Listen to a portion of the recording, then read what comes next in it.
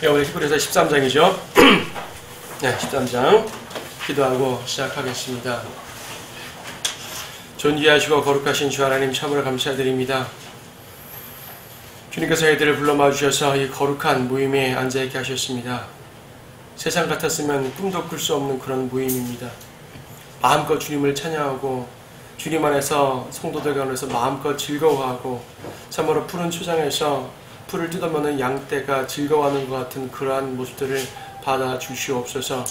저희들이 경배를 통해서 주님께 또한 엄숙하게 고개를 숙이려고 합니다. 주님 저희들에게 꼭 맞는 말씀들을 주시고 이 말씀 아래 순종케 하시며 항상 주님의 말씀을 따라 살겠다는 그런 결심이 우리 가운데 일어나게 도와주시옵소서. 이 시간도 주님 홀로 영광 받아주시기 원하옵고 주 예수님의 이름으로 기도드립니다. 아멘. 자, 13장을 들어갑니다.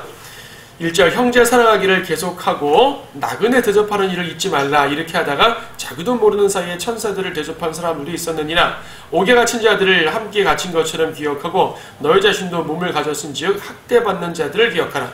혼인은 모든 면에서 귀한 것이니 심성을 더럽히지 않게 하라. 음해하는 자들과 간음하는 자들을 하나님께서 심판하시리라. 너희의 생활 방식에 탐욕이 없도록 하고 현재 가진 것들로 만족하라. 이는 그가 말씀하시기를 내가 너를 떠나지 아니하고 너를 버리지 아니하려고 하셨습니다. 자, 여기까지 내용들을 보게 되면요, 몇 가지 성도에게 주는 지침이 있습니다. 첫째는 형제사랑이라는 말이 딱 나오죠. 형제사랑. 형제사랑은요, 구약시대에나 교회시대에나 환란시대에나 어느 시대에나 필요한 덕목이에요. 덕목입니다. 다만 교회 시대에는 형제사랑을 좀 안 했다고 갑자기 구원을 잃어버린다든지 이런 건 아니라는 얘기죠. 그런 건 아니지만 그러나 예수님께서 이웃을 내 몸처럼 사랑하라는 말씀을 너무나 강조하셨고 이것이 형제사랑이라는 교리로 녹아졌기 때문에 당연히 그리스도인들에게 매우 중요한 영적인 덕목입니다. 특히 형제사랑은요, 성도들의 외적 증거입니다. 사실 저 사람이 그리스도인이다, 아니다 라는 것을 100% 확신할 수가 없잖아요. 근데 내적 변화를 누가 판단하겠어요? 제가 구원받았다고 말하는데 사실은 구원받지 않았어요. 그럴 수도 있죠. 저 사람 행실 보니까 저는 구원받지 않은 것 같아. 그렇지만은 구원받았을 수도 있어요. 그 내적인 상태는 하나님과 그 사람 아니면 누구도 100% 알 수 없습니다. 하지만 적어도 그리스도인이라면 외적으로 나는 하나님의 성도입니다 라는 걸 간증으로 드러내야 될 거 아니겠어요? 이때 간증으로 드러내는 방법이 여러 가지가 있습니다. 복음 전하는 것도 그리스도인의 간증이 있죠. 근데 이 요한복음에서 특히 예수님께서 말씀하실 때 자기가 성도임을, 자기가 그리스도의 제자임을 드러내는 가장 확실한 방법 중 하나는 서로 사랑하는 거다라고 말씀하셨습니다. 거기 요한복음 13장 35절 말씀 분명히 말씀하고 있는데, 요한복음 13장 35절에서 그렇게 말씀하고 있죠. 너희가 서로 사랑하면 이것으로 모든 사람이 너희가 나의 제자인 줄 알리라. 우리가 사랑하면 외부 사람들이 말이에요. 외부 사람들이 저 사람 그리스도의 제자네, 그리스도인이네 하고 알게 된다는 얘기입니다. 외적으로 나타내는 증거 중 하나가 서로 사랑하는 것입니다. 세상은 사랑을 외치지만 진정한 사랑을 하지 않잖아요. 육신적인 사랑, 세상적인 사랑, 헛된 사랑만 외치는데 그리스도인들은 정말 예수 그리스도의 사랑으로 진정한 사랑을 한단 말입니다. 자기 희생적인 사랑을 한단 말입니다. 저런 사랑하는 사람 그리스도인밖에 없거든요. 특히 이제 신약 성경이 쓰여졌던 로마 시대에 비교해 볼 때 그 로마 시대에 정말로 이 타락한 사랑이 넘치는 그런 시대, 오늘날과 똑같죠 뭐. 그런 시대에서 그리스도인들이 참 사랑을 행하는 것은 매우 중요한 덕목입니다. 그래서 이제 2절에 보게 되면 나그네에 대접하는 일을 잊지 말라. 형제사랑은 내가 아는 형제라 말하지만 나그네는 내가 모르는 사람이기도 하잖아요. 모르는 사람도 외부 사람도 이제 선하게 대하라는 얘기입니다. 나그네 대접하는 일을 잊지 말라고 해요. 이 창세기 19장에 보면 롯 나오죠. 롯은 비록 육신적인 상태가 되어서 하나님께 받은 축복을 잃어버리긴 했지만 그렇다고 구원을 잃어버린 건 아니죠. 자, 롯 같은 경우에는요, 그 소돔성 안에 천사 둘이 들어왔는데 천사일 줄 알고 했다는 보담도 이제 대접한 거예요. 자기도 모르는 사이에 천사들을 대접했다고 말합니다. 자기도 모르는 사이에 천사들을 대접합니다. 자, 여러분들이 누군가를 나그네를 대접합니다. 누군가를 도와줍니다. 아, 내가 누굴 도와주면 저 사람은 내가 보니까 이러이러한 것 같아. 이렇게 도와주면 좋겠어. 아, 저 사람은 뒷배경이 이렇고 저 사람은 어떤 사업을 하는 거고 딱 파악을 다 한 상태에서 도와주는 것은 진정 도와주는 것이 아니죠. 이거는 사업입니다. 거래입니다. 근데 주님께서 우리에게 거래를 하라 말씀하시는 것이 아니라 대접하고 사랑하라고 말씀하는 것이죠. 오히려 저 사람은 내가 대접할 때 다시는 나한테 갚을 것 같지 않아요. 그런 사람을 사랑하는 것이고 대접하는 것입니다. 그런데 자기도 모르게 천사를 대접하는 것이에요. 지금 시대에 정말 그 천사 내려온 건 아니지만은 하나님께서 그 사람을 통해 무엇인가를 역사할 수 있는 눈에 보이지 않는 하나님을 사죄할 수도 있다는 얘기죠. 그러므로 우리는 항상 순수한 마음으로 형제를 사랑하고 나그네를 대접하는 것을 그런 것이 우리의 성품으로 딱 잡아줘야 돼. 성품으로서. 3절은 옥에 갇힌 자들을 기억하라고 말합니다. 옥에 갇힌 자들. 물론 자기가 잘못해가지고 자기가 범죄해서 감옥 간 사람을 막 그냥 애초롭게 여기라는 말은 아닙니다. 잘못해서 벌을 받는 것은 그 본인이 벌을 받을 필요도 있습니다. 물론 본인이 잘못해서 벌을 받는 와중에서도 그 사람을 회개하고 돌이키게 도와주거나 그 사람을 사랑하여서 이끌을 수는 있겠지만 여기서 말하는 것은 그런 것보다도 억울하게 갇힌 사람들을 말하는 것이에요. 억울하게 갇힌 사람들.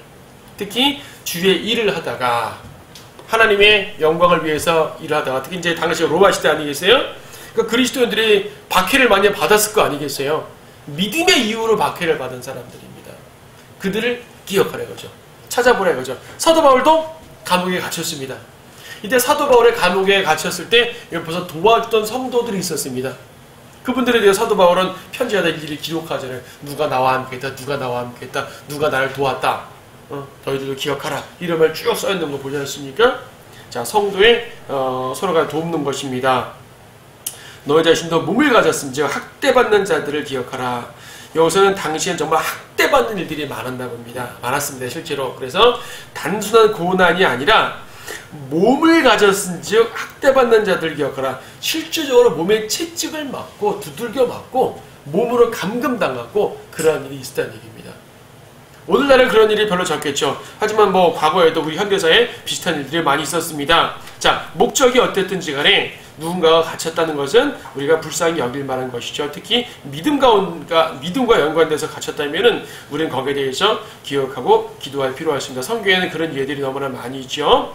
의를 위해 고난받는 형제들, 직접 감옥에는 들어가지 않았다 하더라도 누군가가 의를 위해서 고난을 받는 것이 보인다면 우리는 그를 위해서 기도하고 또 도울 수 있어야 됩니다. 4절에서 혼인은 모든 면에서 귀한 것이라고 그랬습니다. 침상을 더럽히지 말라. 혼인 관계 이외의 모든 이제 음행은 죄인 것이죠. 음행자, 간음자 심판한다는 말을 분명히 하고 있습니다. 성경에서 하나님의 거룩하심을 방해하는 가장 직접적인 죄가 음행이고요. 구약 성경에도 많은 예를 나오고 있고 신약도 말하지만은 구약에는 주로 우상 숭배를 직접 가장 큰 죄를 언급하고 있고 신약에서는 음행을 좀 가장 크게 언급하고 있죠. 왜냐하면 신약 성경은 그리스도인들이 가시는 말씀이다 보니까 우상에 대한 직접적인 메시지 좀 적어요. 간혹 나오지만. 하지만 구약은 이스라엘 안에 있는 바알 숭배, 금송아지 이런 우상들이 많았잖아요. 그래서 이제 음행이라는 것은 영적인 우상 숭배이기도 합니다.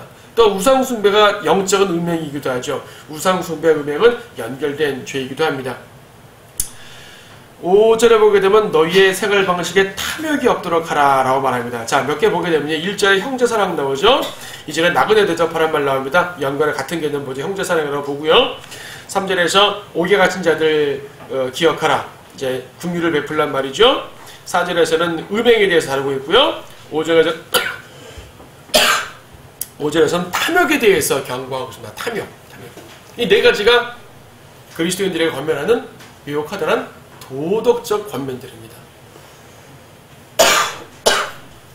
어떤 이들은 음행을 많이 하고 어떤 이들은 음행은 잘 안 하지만은 탐욕이 있는 사람들도 많습니다. 탐욕. 사실상 그리스도인들은요, 경건한 그리스도인들은 4절에서 많이 좀 자유롭습니다. 이런 죄를 짓는 사람들 많지 않으니까. 하지만 5절 같은 경우는 누구라도 살짝 빠지기 쉬운 죄입니다. 탐욕. 돈에 대한 욕심입니다. 처음에는 내가 필요해서 추구하다가 나중엔 필요한 것이 넘어서 욕심으로 추구하는 경우가 생기죠. 요즘에는 이런 것들을 경제생활이라는 말로써 포장합니다. 뭐 경제생활 중요합니다. 나쁘다는 것이 아니에요. 필요한 거는 벌고 열심히 노력하여 벌어야 되고 또 주님이 주시는 풍요는 누릴 수 있습니다. 축복 누릴 수 있습니다. 중요한 것은 내 삶의 자세가 탐욕을 하는 자세이죠. 특히 탐욕은요, 단순하게 노력하고 돈 버는 걸 탐욕이라 말하지 않아요. 탐욕은 주로 남의 걸 뺏는 데 해당됩니다. 너무나 욕심이 나서 정상적이지 않은 방법으로 갈취하는 것이 탐욕과 연관되는 설명입니다. 항상 그랬습니다. 바리새인도 그랬고 신약성경에도 그렇고 구약성경에도 많은 부자들이 그렇게 했었죠. 그래서 현재 가진 것으로 만족하라라고 말했던 거죠. 디모데전서 6장에서도 돈을 사랑하지 말라고 말씀하시면서 만족한 경건이 참 경건이다. 만족하는 경건. 5절의 뒷부분에 있는 인용구 있잖아요. 내가 너를 떠나지 아니하고 너를 버리지 아니하리라. 이 말씀은 보통 구원의 영원한 보장을 다룰 때 이제 관련 구절로 설명을 많이 하죠.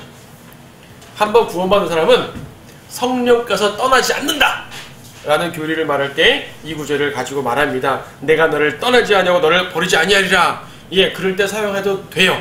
그럴 수 있습니다. 이 말 자체가 그 말이기 때문에. 하지만 이 말씀에 대한 다양한 적용이 있어요. 일단 이 말씀이 맨 처음 나온 신명기 31장에서는 하나님께서 모세에게 여호수아를 통해 가나안 땅에 들어가겠다라는 약속 가운데서 말할 때 하는 말입니다. 너는 이 전쟁으로 가나안 땅을 차지할 텐데 내가 결코 너를 떠나지 않을 거야. 너를 전쟁에 승리할 때까지 항상 옆에 붙어 있을 거야 라는 말이에요. 그런 개념을 하신 말씀이었어요. 근데 히브리서 13장은요, 신명기 그 31장의 말씀을 딱 인용하시면서 말하고자 하는 상황은 좀 달라요. 신명기에서는 가나안 땅 정복 전쟁, 영적으로 적용한다 하더라도 영적 전쟁으로 적용할 수 있는데 여기서는 영적 전쟁 개념이 아니라 탐욕을 부리지 말라. 탐욕 자체가 뭘 갖고 싶은 건데요. 주님이 함께 하는데 뭘 더 갖고 싶냐 얘기죠. 현재 생활로 만족하라. 아우 주님 전 너무 없는데 만족할 수 없습니다. 그래도 좀 이 정도는 돼야, 저 사람 정도는 돼야 만족하는 거 아닙니까? 대체 나한테 이 상태에서 만족하는 건 좀 너무 심하지 않습니까? 아니야. 안심해. 왜? 내가 너와 함께 하기 때문에. 그 말이거든요. 주님이 우리와 함께 하신다면 우리의 육신적인 상태가, 우리의 물질적인 상태가, 우리의 외적 상태가 어떠하든지 그건 중요하지 않습니다. 주님이 함께 하시면 주님이 어떤 분이에요? 모든 걸 가지고 계시는 모든 복의 근원이잖아요. 그 주님이 지금 말하는, 이제 쉽게 비유하면 은행 부자예요. 결코 마르지 않는 은행 부자. 물질에 대한 개념으로 말한다면요, 항상 뽑았을 수 있는 카드가 있는데 왜 걱정을 하는 얘기죠? 그분이 우리 주님이라는 얘기입니다. 자, 이거는 지금 주제가, 지금 5절의 주제가 탐욕, 물질에 해당되는 그렇게 말한 거죠. 하지만 물질뿐이겠습니까? 모든 면, 영적인 것, 그 육신의 힘에 관련, 건강에 관한 것, 하여튼 영적이든 육신적이든 모든 면에 있어서 주님은 우리의 보호자다. 주님은 우리와 함께 하신다. 그러므로 걱정하지 말고 만족하라. 괜히 탐욕 부릴 생각을 하지 말고 만족해. 내가 있어. 그 말입니다. 그렇죠. 내가 너를 떠나지 아니하고 너를 버리지 아니하리라 라는 요 명제, 이거는 정말로 주님의 성도들이 받을 수 있는 만고의 진리예요. 여호수아처럼 신명기처럼 영적 전쟁을 할 때도 이 구절을 주장할 수가 있고, 나의 어떤 곤궁한 생활에도 이 구절을 적용할 수가 있고, 구원과 연관된 교리에서도 적용할 수가 있어요. 왜냐하면 이 말 자체가 성도를 향한 매우 중요한 메시지고 만고의 진리이기 때문입니다. 이처럼 성경에는요, 구약 성경을 신약에서 인용할 때 원래 주제와 맞지 않게 다른 방식으로 인용할 때가 꽤 많아요. 네. 주제가 바뀌지만 구절은 같은 구절이에요. 이것은 그 구절 자체가 주시는 힘입니다. 그 구절 자체가 갖고 있는 메시지가 있기 때문에 그렇습니다. 6절도 5절과 크게 다르지 않는 연관된 말씀입니다. 그러므로 우리가 담대히 말하기를 주는 나를 돕는 분이시니 사람이 내게 무엇을 하든지 내가 두려워하지 아니하노라 그랬습니다. 사람을 두려워하지 않죠. 주님은 나를 돕는 분이시기 때문에 이것도 역시 영적 전쟁에 해당될 수 있겠죠. 나를 반대하는 자들, 나를 위협하는 자들, 나에게 고난을 주는 그런 모든 자들, 환경, 그런 제도들, 그런 모든 것에 있어서 주님이 나를 도우시니까 난 걱정할 거 없다. 담대히 나아가겠다라는 담대한 성도의 외침이죠. 예.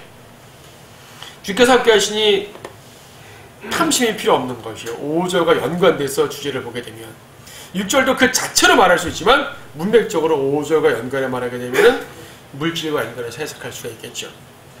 주님이 나를 돕는데 내가 뭐하러 탐심하면서까지 욕심을 내? 그 말입니다. 주님이 함께 하시는데. 그렇죠. 주님이 여러분의 목자라는 사실을 기억하십시오. 목자는 양들의 모든 것입니다. 양이 추워도 해결해주고요. 양이 더워도 해결해주고요. 양이 배고파도 해결해주고요. 양이 목말라도 해결해주시고요. 하여튼 양에게 필요한 모든 것들을 해결해주는 게 목자입니다. 근데 그 목자가 누구예요? 우리 주님이시라는 얘기입니다. 그러므로 그 주님을 따라서 나갈 때 우리는 두려움이 없는 것이죠. 내가 두려워하지 아니하리라. 이 말씀 반드시 기억하시기 바랍니다.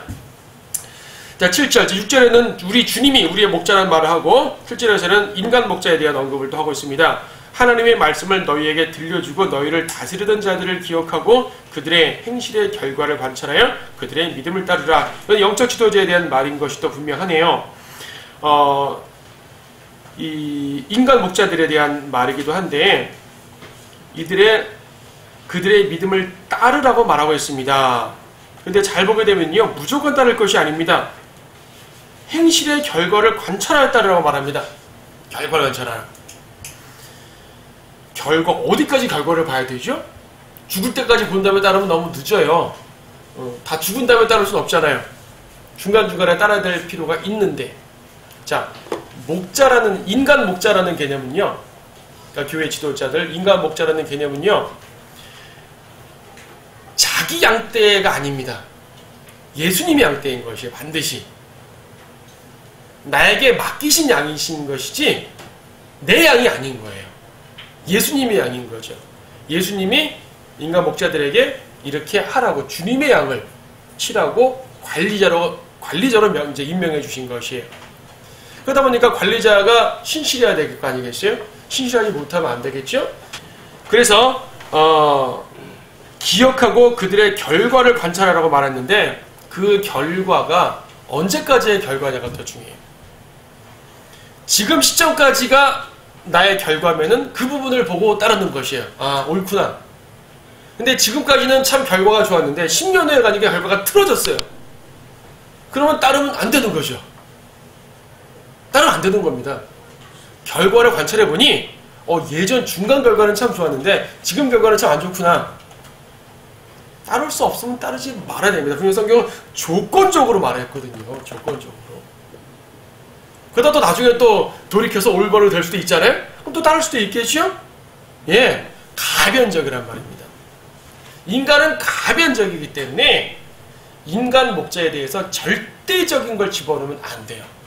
특히 과거에 저분이 이렇게 훌륭한 일을 하셨는데 훌륭한 업적을 남겼으니까 좀 지금 잘못해도 따라야지, 이런 건 성경에 없습니다. 항상 결과를 관찰하는 것입니다. 어느 시점까지는 결과가 좋았지만 지금 결과가 나쁠 수 있고 다시 결과가 좋아질 수가 있어요. 완전한 결과는 죽을 때 결과는 결정나겠지만요, 중간 결과들. 자, 인간은 가변적이란 말입니다. 그런데 8절에 예수 그리스도는 어제나 오늘도 영원토록 동일하다고 말씀하셨습니다. 아까 특성도 했잖아요. 영원불변 주에서 찬송합시다. 어제나 오늘이나 영원토록 동일하시다. 자, 이것이 이제 은사주의자들이 많이 인용하잖아요. 예수 그리스도는 어제나 오늘이나 영원토록 변함없으십니다 하면서 이제 그 특유의 은사주의 목소리를 활용하면서 막 외칩니다. 그들이 말할 때 이 말은 뭐냐면, 예수님 시대에 사도들이 방언하고 했으니까 지금도 방언할 수 있다. 예수님이 손을 대면 기적이 일어났으니까 지금도 기적할 수 있다. 그 말입니다. 예수님 시대처럼 똑같이 이적과 표적을 행할 수 있다는 말로서 이 구절을 인용하는데, 이 구절 그거를 아니죠. 예수님의 사역의 내용은 변해요. 예수님의 그 본질적인 성품이 변하지 않는다는 말씀이고, 예수님이 우리의 목자라는 사실 자체가 변하지 않는다는 말씀이고, 예수님이 우리를 인도하시는 그 모든 것들이 그분의 진리가 변하지 않는다는 말씀이지, 그분의 사역 방식은 변할 수가 있죠. 그렇죠? 과거에 선지자로서 활동하셨고, 지금 제사장으로 계시고, 미래의 왕으로 오시고, 사역 방법 변할 수 있잖아요. 그렇죠? 과거 어린아이의 모습으로 오셨고, 성인으로 활동하셨고, 또 과거에는 죽으셨고, 채찍만에 나약한 모습으로 오셨고 죽으셨고, 미래에는 강력한 왕으로 오실 것이고, 그분의 외형적인 모습과 어떤 사역 방법은 달라요. 하지만 그분의 본질이 변하지 않습니다. 특히 7절과 8절을 연관시켜서 볼 때에 인간 목자들은 가변적이란 말입니다. 근데 참 목자이신 예수님은 변하지 않는다는 말씀이죠. 그러므로 이 7, 8절 연결해서 우리가 이해하게 되면, 인간 목자는 따를 수도 있고 안 따를 수도 있지만 우리 주님은 항상 따르라는 말입니다. 그래서 6절에서 주님이 나를 돕는 분이시니까 두려워할 필요 없단 말이고, 5절에서도 주님이 나를 떠나지 않는다는 말씀인 것이고, 두려워하지 말라는 말씀이시고, 그분이 여러분을 향한 사랑에 있어서 결코 변하지 않는다는 사실을 기억하시기 바랍니다. 주님을 향한 우리의 믿음은 때때로 변할 수 있어요. 나약해질 때 있잖아요. 하지만 우리를 향한 주님의 신실하심은 변하지 않아요. 우리가 앞에 12장 28절도 있었습니다. 그러므로 우리가 흔들릴 수 없는 왕국을 받으리라고 말할 때, 흔들리지 않는 것이 무엇이냐 한번 설명드렸었죠. 우리를 향한 주님의 것은 흔들리지 않습니다. 근데 서로를 향한 우리의 것들은 흔들릴 때가 있고, 주님을 향한 우리의 믿음도 때때로 흔들릴 수가 있어요. 그래서 흔들리지 않는 것을 붙잡으라, 예수 그리스도를 붙잡으라 라는 말을 여러 번에 걸쳐서 하고 있습니다. 자, 9절에서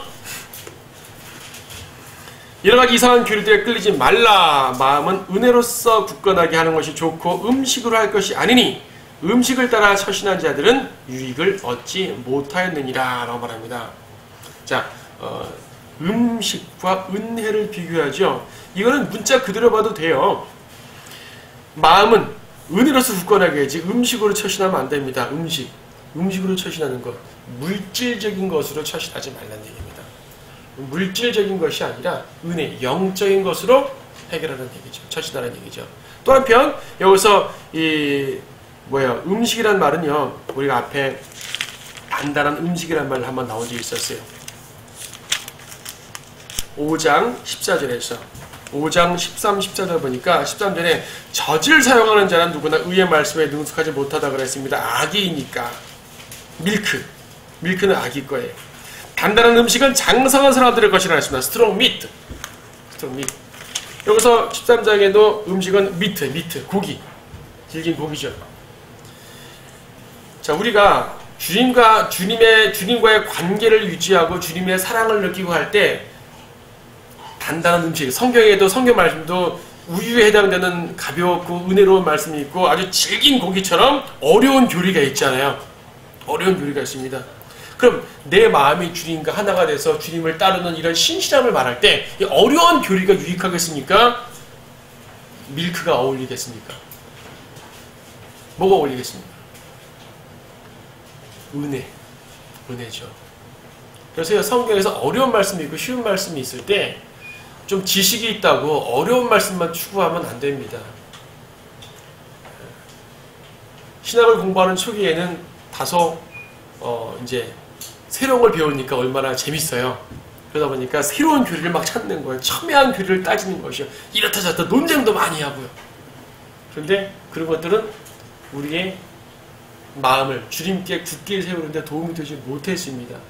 오히려 날 구원하신 주께 감사드리고, 날 인도하시는 목자께 감사하고, 목자를 따라가야 된다는 헌신, 이런 거. 이런저런 어려운 교리를 막 공부하다가도 결과적으로 무릎을 탁 치면, 아 그래 주님 날 사랑하셨지. 이거 하나예요. 그냥 그거 하나면은 모든 것들이 다 풀립니다. 그 사랑 안에서 나는 살아가는 것이고, 다시 또 어려운 교리도 또 먹어야겠지만은, 그러나 기본, 항상 기초를 단단히 하라는 얘기입니다. 이상한 교리에 끌리지 말라는 얘기죠. 단단한 음식 추구한다고 이상한 교리에 끌려다 보게 되면은 음식을 따라 처신한 자들은 유익을 얻지 못하느니라. 우리 오전에 말씀의 유익을 받는데, 말씀의 유익으로서 우리가 온전하게도 되어야 되고, 또 모든 선한 일에 구비되어야 되는데, 그렇게 되지 못한다는 얘기죠. 말씀의 유익을 온전히 얻어야 됩니다. 10절에서 우리에게 한 제단이 있는데 성막을 섬기는 자들은 이곳에서 나온 것을 먹을 권한이 없느니라. 이는 죄를 위해 대제사장이 성소에 그 피를 가지고 들어가는 그 짐승들의 몸은 진영 밖에서 태우기 때문이라. 그렇죠? 무슨 말인가 하니, 구약에서 우리가 이제 9장에서 성막에 대한 내용을 봤잖아요. 성막에 대한 내용을 봤는데, 이 성막은 속죄일날 온 제물을 태웁니다. 구약의 제물은 전체를 태우는 제물이 있고, 뭐 부분적 태우는 제물이 있어요. 근데 속죄일날 드리는 제물은 뭐냐면은, 이제 기름이나 내장, 기름 같은 걸 다 태우면서 그 몸뚱아리 자체는 어디에요? 진영 밖에 갖다 버립니다. 화목제 같은 경우는 제물을 드리고 일부는 제사장이 먹습니다. 먹어요. 구약에 제물을 먹는 규례가 있어요. 제물에 따라 다 태우는 제물, 어떤 거는 제사장이 먹는 제물, 어떤 거는 기름만 태워버리고 나머지는 이제 쓰레기통에 갖다 버리는 제물 많거든요. 근데 속죄제는 예수님께서 드려진 그 속죄제물로서의 모습은요, 밖에서 태웁니다. 11절. 그 짐승들의 몸은 진영 밖에서 태운다고 그랬습니다. 진영 밖에서. 이 태우는 제물은 땅에 있는 제사장들이 먹을 수가 없죠. 태웁니다. 진영 밖에 태운다는 말은요, 예수님께서 진영 밖으로 끌려 나왔다는 것을 보여줘요. 진영 밖에. 왜 진영 밖에서 태우냐면 불결하기 때문입니다. 구약에서 보게 되면 불결한 것들은 진영 밖에서 태우라 그랬어요. 예수님의 몸이 불결하대요. 예수님을 불결하게 취급한 것이에요. 아니, 왜 예수님이 불결합니까? 그 거룩하신 분이. 그분에게 우리의 죄들이 다 걸려있는 것이에요. 예수님 자체가 불결한 건 당연히 아니죠. 우리의 죄 때문에 불결해 보인 것이죠. 우리의 모든 죄 때문에 예수님은 죄인 취급을 당했잖아요. 그분은 의로우신 분인데 십자가 위에 우리의 모든 죄들이 다 걸려 있습니다. 이 불결한 모습을 진영 안에서 태울 수가 없어요. 진영 밖에서 태워야 돼요. 그래서 십자가는 예루살렘 성 밖에 있습니다. 지금 예루살렘 가면 성수순례 가게 되면 갈보리 언덕이 성 안에 있어요. 안에 있는데 이건 나중에 성이 확장된 거거든요. 성이 확장된 거고 원래는 성 밖에 있었습니다. 지금 서울도 이렇게 사대문 안에만 서울에 지금 확장돼 있잖아요. 거친 예루살렘 성도 확장된 것이 원래는 성 밖에 있는 것입니다. 그러면 성 밖에 있다는 얘기는 불결하다는 말이고 수치스럽단 말입니다. 그러므로 우리도 그의 수치를 짊어지고 진영 밖에 있는 그에게로 나아가자. 그러므로 십자가를 진다는 말은 수치를 짊어진다는 말입니다. 수치를 짊어진다는 말. 십자가를 진다는 말은 죽는다는 말이기도 하죠. 예수님 십자가를 지고 죽으셨습니다. 근데 그냥 죽는 게 아니라 참 부끄럽게 죽으신 것이에요. 수치스러운 모습을 짊어지고 죽으신 것이죠. 물론 예수님은 우리 때문에 부끄럽다 말씀하지 않으셨습니다. 그분은 우리를 위해 사랑으로 십자가를 지셨습니다. 근데 그 모습 자체가 수치스러운 모습이에요. 그래서 우리에게도 말씀하십니다. 그러므로 너희가 십자가를 지고 싶으면, 주님을 따르고 싶으면 그분의 수치를 짊어져야 된다는 얘기죠. 그리스도를 따르고 그리스도를 믿는다는 것 때문에 욕을 먹고 수치를 당할 때 그건 기뻐해야 되는 것이죠. 주님이 나를 위해 수치를 당하시는데 내가 주님 위해 수치를 당하지 못해? 그건 말이 안 된다는 사실입니다. 그렇죠? 또 여기에는 14절 우리에게 영구한 도성이 없는 거로 우리는 장차올 도성을 찾고 있노라. 우리가 장차올 도성 다 앞서서 말했지만 성 밖에, 성문 밖이라는 그런 영적 위상을 언급하고 있는 것입니다. 그러므로 우리가 그분을 통해서 찬양의 제물을 하나님께 계속해서 드리자. 이것이 그의 이름에 감사하는 우리 입술의 열매니라 그랬습니다. 찬양의 제물, 찬양의 제물. 찬양도 제물이라 말하는 것이죠. 희생 제물은 아니지만은 이것도 주님이 받으시는 일종의 제물이에요. 아까 우리 찬양 드렸잖아요. 찬양 제물입니다. 계속해서 드립니다. 여러분이 무엇을 하든지 간에 주일이나 교회에서만 찬양하는 것이 아니라 여러분의 입에서 항상 찬양이 나와야 돼요. 찬양뿐 아닙니다. 그의 이름에 감사하는 우리 입술의 열매. 찬양은 기본적으로 주니까 감사하는 것이죠. 16절 또한 선을 행함과 함께 나누는 것을 잊지 말자. 하나님께서는 그러한 제물들을 매우 기뻐하시느니라. 제물들 기뻐하신다고 했습니다. 함께 나누는 것. 찬양만 제물이 아니에요? 선행도 제물입니다. 성도들의 거룩한 선행은 주님이 기뻐 받으신 제물입니다. 1절부터 나오지 형제사랑 말씀하시죠. 10절 10절 너희를 다스리는 자들에게 순종하며 복종하라. 그들은 너희 혼들을 위해 깨어있기를 자기들은 마땅히 설명해야 할 것처럼 하느니라. 그들로 기쁨으로 하게 하고 슬픔으로 하지 않게 하라. 이는 그것이 너희에게 유익이 없음이라. 성경에는 세상 권세에 복종하라는 말도 있고 영적 권위자들에게 복종하라는 말도 있습니다. 두 개가 다 개념이 다르죠? 다릅니다. 여기서는 아까 7절에서 말한 것처럼 영적 권위자들에게 순종하라 말하는 것인데, 이 말씀이 소위 말하는 그 영적 지도자들이 자기들의 권위를 높이는 의미로 사용되어서는 안 됩니다. 왜냐하면 이어지는 말들을 보게 되면 그들은 너희 혼들을 위해 깨어있기를 자기들이 마땅히 설명해야 할 것처럼 하느니라 라고 말하죠. 즉 얼핏 보게 되면은 회중들이 목사들에게 순종하라는 말이 이 17절의 주제 같지만, 사실 19절 자세히 들여다보게 되면 그들이 순종해야 되는 이유는 목자들이 너희 혼들을 위해 깨어있어서 그들을 위해 기도하고 가르치고 먹여야 된다는 건 전제로 두고 있는 말입니다. 이게 더 핵심이에요. 이 핵심 상태에서 순종하고 복종하라는 말이죠. 우리를 위해서 기도하라. 이는 우리가 매사에 정직하게 살고자 하는 선한 양심을 가진 것을 확신하기 때문이라. 18절도 17절과 사실은 연결된 것이죠. 우리를 위해서 기도하라. 왜? 우리가 매사에 정직하게 살고자 하는 선한 양심을 가진 것을 확신하는 것이에요. 만약 정직하지 않은 목사를 위해서 기도하지 말라는 얘기죠. 탐욕스러운 목자들을 위해서 기도하지 말라는 얘기입니다. 제대로 가르치지 않는 목자를 위해서 기도하지 말라는 얘기입니다.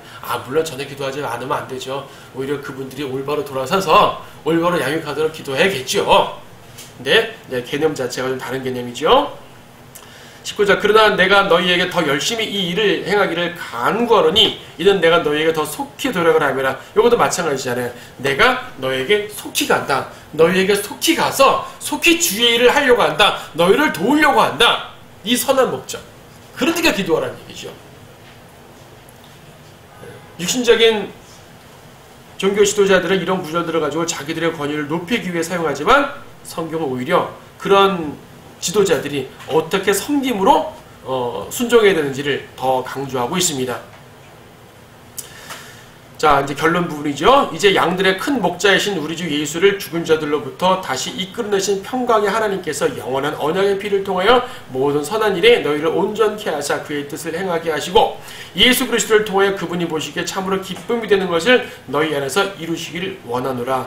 영광이 그분께 영원토록 있을지어다. 아멘. 제 축복입니다. 양들의 목자신 예수님께서 하시는 축복. 그러니까 사도 바울이 예수님이라는 큰 목자의 사랑과 평강과 은혜를 전해주는 축복을 하는 것이죠. 결과적으로 20절 양들의 큰 목자 예수님을 나타냈잖아요. 예수님이라는 양들의 큰 목자 앞에 인간 목자들이 얼마나 크겠습니까? 아무것도 아닌 것이죠. 그래서 결과적으로 우리가 높일 분은 예수님이고, 예수님을 따라간다. 그러면 그분께서 우리에게 평강을 주시고 우리를 온전케 하신다라는 말을 하고 있는 것입니다. 맺은 말 하는 거죠. 22절 형제들아 내가 너에게 권하노니 이 권면의 말을 용납하라. 이는 내가 너에게 몇 자 적어 편지를 썼음이라. 우리 형제 디모데가 풀려난 것을 알라. 자, 디모데가 풀려났네요. 디모데가 함께 같이 했었나 봅니다. 그가 곧 오면 내가 그와 함께 가서 너희를 보리라. 너희를 다스리는 모든 자와 모든 성도들에게 문안하라. 다스리는 자를 3번 말했습니다. 7절, 17절, 24절 강조하고 있는 바가 있겠죠. 모든 성도들에게 문안하라. 이탈리아의 사람들이 너에게 문안하느니라. 이 은혜가 너희 모두에게 있을지어다. 아멘. 자, 이렇게 해서 히브리서가 끝납니다. 히브리서는 환난 교리가 종종 나오긴 하지만 전체적으로 대제사장이신 예수 그리스도, 우리의 목자 예수 그리스도의 사랑과 은총을 깨닫게 해주는 책입니다. 히브리서를 통해서 다소 어려운 교리들도 몇 군데 나왔지만은 전반적으로 우리의 목자 예수님이 우리를 어떻게 인도하시는 것인가, 우리가 어떻게 그분을 따라야 하는 것인가, 그분의 본 혹은 믿음의 성도들의 본, 이런 것들을 볼 수 있었어요. 그래서 히브리서는 실제적인 성도들의 책입니다. 특히 예수 그리스도의 보혈, 희생제사, 보혈을 말함으로써 우리의 구원론에 대해서도 언급해주고 있고 우리가 주님을 따르는 성도의 행실에 대해서도 언급해주고 있습니다. 자, 이것으로 히브리서를 마치도록 하겠습니다. 기도하겠습니다. 위대하신 주 하나님 감사합니다. 하나님께서 사랑하셔서 우리 성도를 지켜주셨고 히브리서 1장부터 13장까지 쭉 공부하는 가운데 주님의 영적 진리들을 하나하나 깨달아 알 수 있도록 하셨습니다. 하나님의 말씀 안에 숨겨있는 보화는 너무나 많습니다. 우리가 신실함으로 이 보화를 하나씩 캐할 수 있도록 도와주십시오. 또 앞으로 성경을 지속적으로 공부하고 지속적으로 말씀을 들을 텐데 그 안에 있는 교리들 우리가 알았다고 자고하지 않습니다. 이 말씀을 꾸준하게 연구하고 공부하고 묵상하고 따름으로써 신실한 성도로서의 모습을 보이고 온전한 성도로서의 모습을 보일 수 있도록 도와주시옵소서. 주 예수님의 이름으로 기도드립니다.